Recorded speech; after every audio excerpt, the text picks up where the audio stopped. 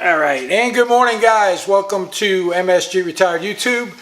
This is suspension part 2. Today we're going to be doing the front forks on the 2018 Ultra Limited. We're going to be adding the Ohlins cartridges. Myself and Rob at Rob's Dyno and Energica of New England will be tag teaming this to get it done quick. And we've got the cartridges and the springs, and we're going to rebuild the forks.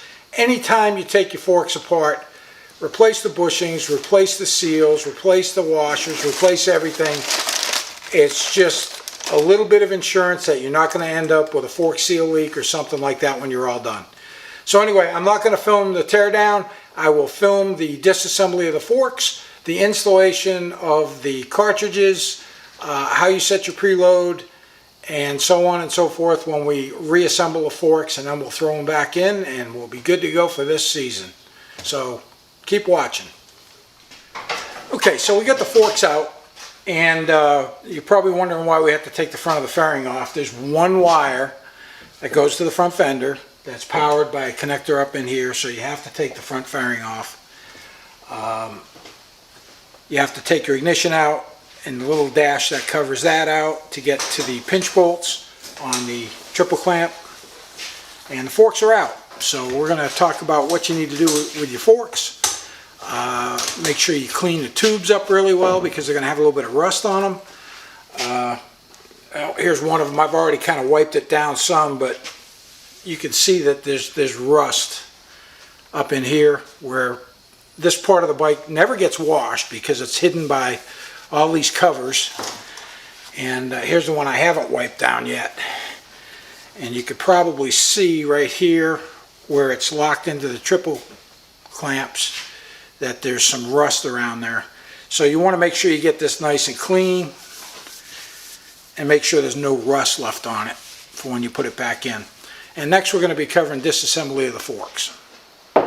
Okay, since I can't do two things at once, Rob's cleaning up the fork tubes. There was a little bit of pitting in the top of one of them, and he's using a green Scotch-Brite pad to clean all the rust and all the debris and all the nasty stuff that accumulates on your upper fork tubes, only because they sit on the bike in a place where you really can't get to and keep them clean. But the first thing to do is to clean up those fork tubes really well, and then we're going to go over the disassembly of the forks. Alright, we're going to pull out, there's a little retaining clip in each one of these. Need a little screwdriver.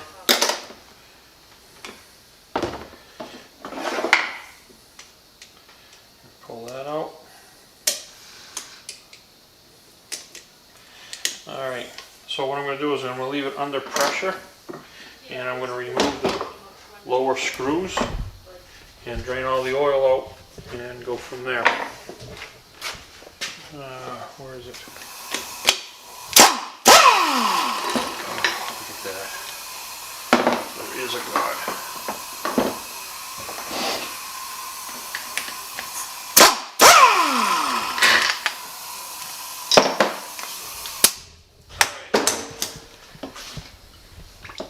Once we get those out, look at all that mud coming out.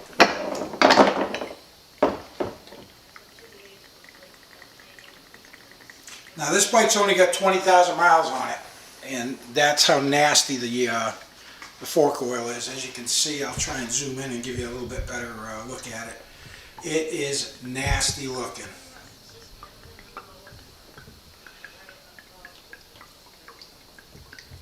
So that's just with 20,000 miles.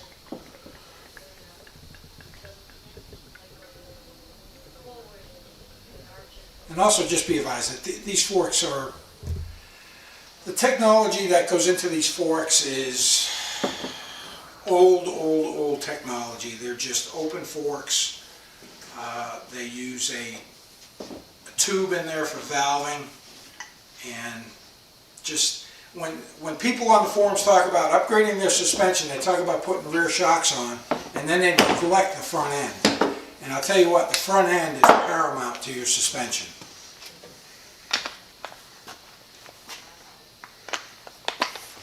So I want you to come hold this up, because These are going to be under pressure.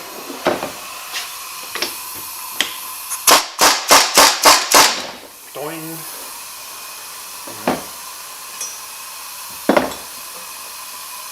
And then let that sit. Ready? Yep.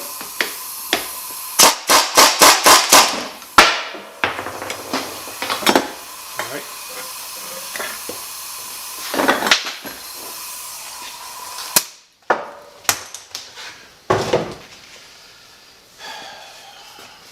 Now the fun part.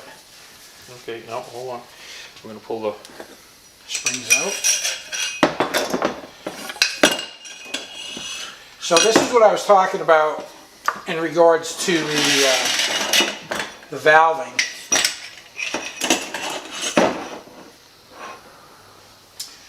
This right here is basically that hole in the bottom of that, that's your valving.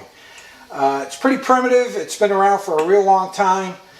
It works basically, I guess, sufficient, but it's by no means pleasurable. Okay, so we stopped the video, and what I want to talk about is the stock front Harley-Davidson forks.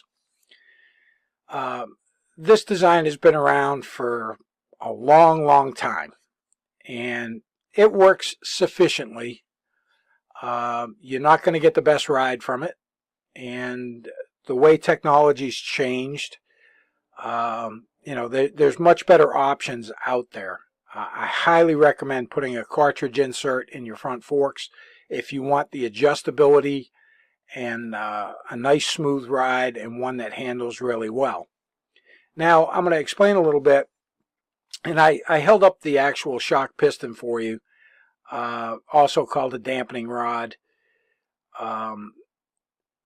and showed you that, and that's this piece right here. And let me just turn on my drawing here. This piece right here. Now this piece actually deals with the hydraulics of the front forks. There'll be some holes toward the top of it that are for your rebound damping, and then the holes at the bottom are for your compression damping. And what happens is, as your fork compresses, the oil is pushed down through that, creates resistance, and creates that compression. And then as the fork springs back up, it draws the fluid back up, and it goes through these upper holes for the rebound, and it's set. Whatever those hole diameters are, that's the amount of fluid transfer you're going to have. Back in the old days, guys used to, braze those up and try different sized holes. Racetech makes gold valve emulators. The gold valve emulators would sit right here at the very top, and it would have two different stacks of shims on it, one for rebound, one for compression. You would set up that stack for your weight, riding style, so on and so forth, and it would fit between the spring and the piston or dampening rod. With today's technology, with the cartridge inserts, much better way to go. But I just wanted to show you this. You've got no preload adjustment, you've got no compression adjustment, you've got no rebound adjustment. You're basically either change your fork springs, change to a larger spacer for preload, or change your fork oil. Those can help with the excessive dive a lot of guys complain about. However, if you go with a set of cartridge inserts, you're going to be much better off in the long run, and you'll be much happier with the way the bike rides.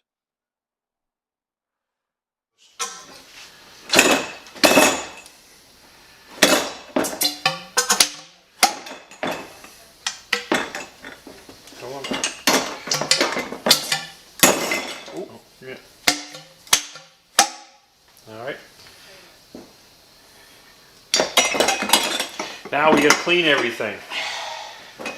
And as we clean everything, let me show you a little something. And the reason I say you should just go ahead and rebuild them, as you can see, hopefully you can see this in the video, that this bushing right here is worn pretty well, just with 20,000 miles on it. You can see the copper through it. So now we're going to clean everything up. Once we get it all cleaned up, we'll talk about replacing all the bushings and the seals and how to install the cartridges. Okay, so we got the fork store part cleaned up, ready for reassembly. This is the Ohlins cartridge. There's only two parts that we're going to reuse. One of them is the top out spring, and that's just going to slide right on here just like that. And you're going to use the bottom cup out of your lower fork, and that's going to slide right over the top of that. Make sure you pull out those old copper washers from the bottom and replace those so you don't end up with a leak. And we're going to go over some more of the installation. We're going to put the new seals in, put the forks back together, put the cartridges in, set the fluid level, and go from there.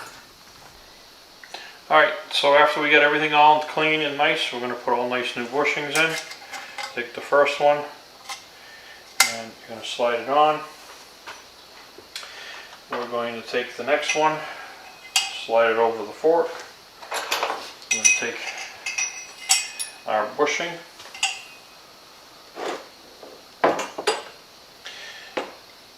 We need to drop in our bottom piece, set that up, drop this in. We need to take our top out spring, drop that in,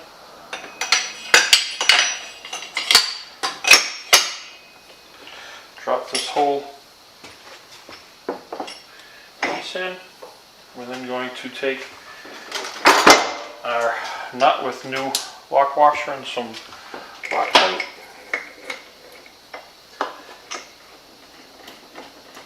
Set this up.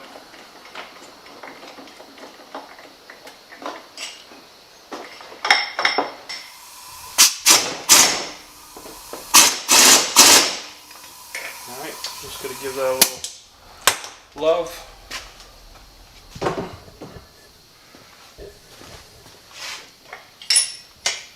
We're then going to take it and put it in a vise over here, and we're going to install our seal in the bushings.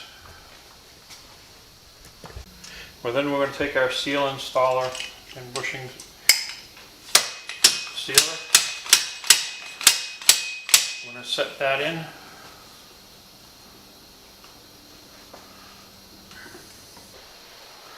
Once we got our seal, we want to give it a little lube. Nothing better than a little lube. And gently put that on. Set that in there. Take our nice fancy tool.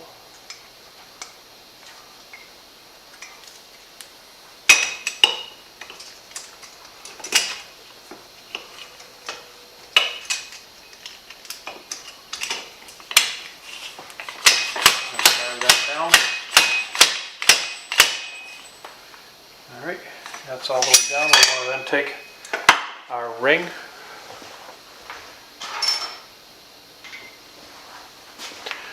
right here,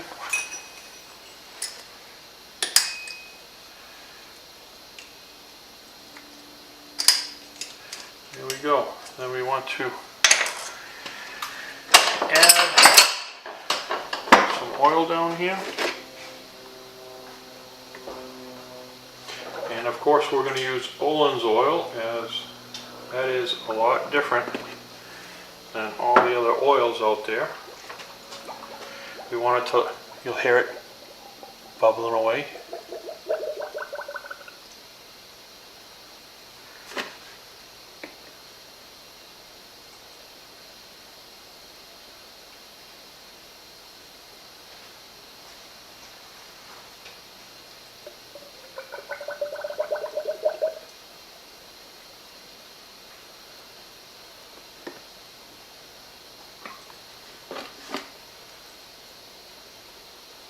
Takes a little bit of time, you just listen to it bubble away. And you do need some special tools from Ohlins. You need this lock, you need this rod, and we want to go up and down a minimum of 10 times. We want to get all the air out of the system.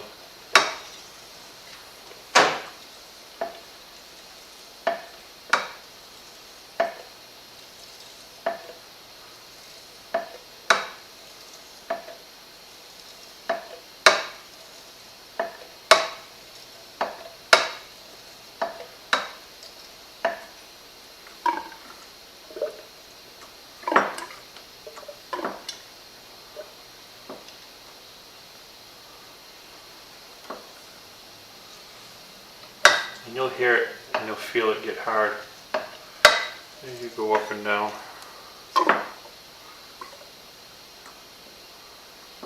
Alright, and then we want to measure. I think I'm going to need to add some more oil here. We have another tool that you do need, and this is pre-measured. We're at what, 140? 140 millimeter. Alright.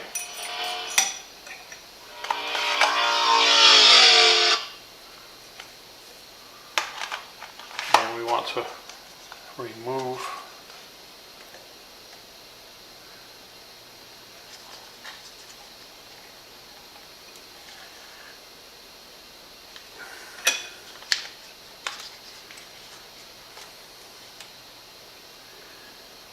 what rubber? On a syringe. Yeah, well, it's still. There we go. Alright. And then we can take whatever we pulled out back in.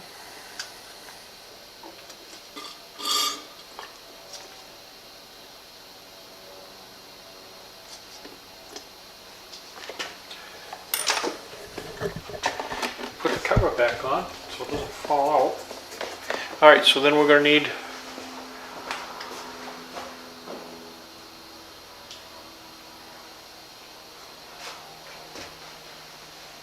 our spring, and if you look at the spring, it has two sides, so we want to have the number side up. We have this plastic spacer and our appropriate preload. We want to put that on, and then we want to bring this up,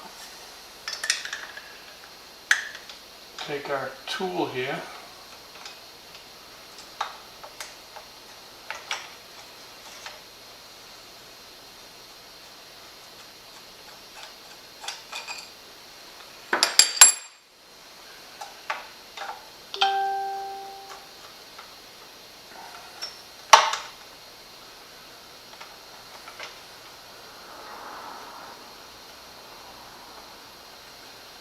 Alright, so once that stops, we need to grab a 14 millimeter wrench, I think 2 of them, and we're going to tighten that nut, and then we're going to bring the tube up.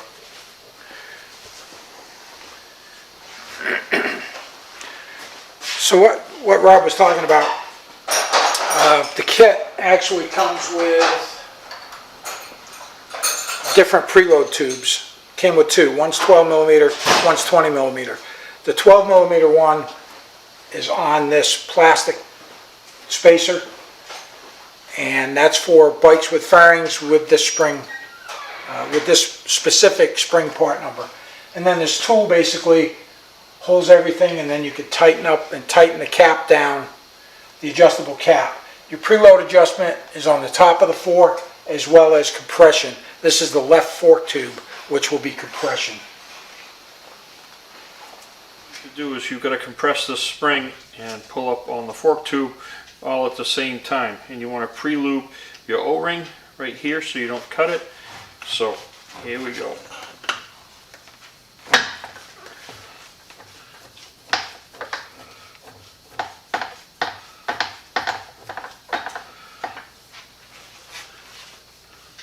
Alright, and then pull it. We got to grab a socket. There's a special socket for this. Yep. Alright, so once you put it in another tool that you'll need is a fork tube vise. We just need to snug this up. You don't have to go crazy with it. So once you get it to touch, that's it. That's all you need.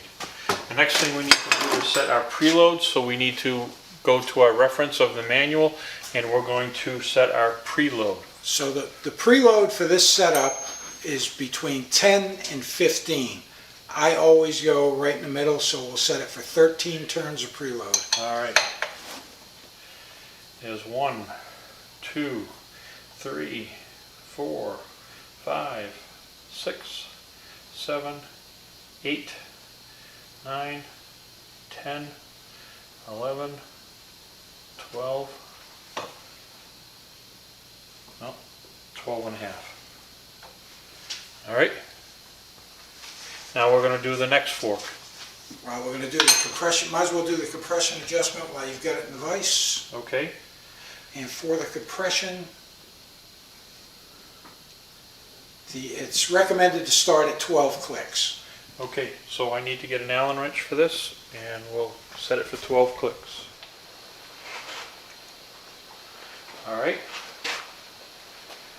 1, 2, 3, 4, 5, 6, 7, 8, 9, 10, 11, 12. And what you're going to feel when you have this Allen in there, it's just going to be just like it says, like a little click.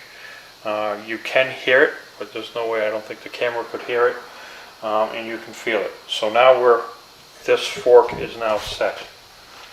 We'll take it out of the vise and get going on the next one.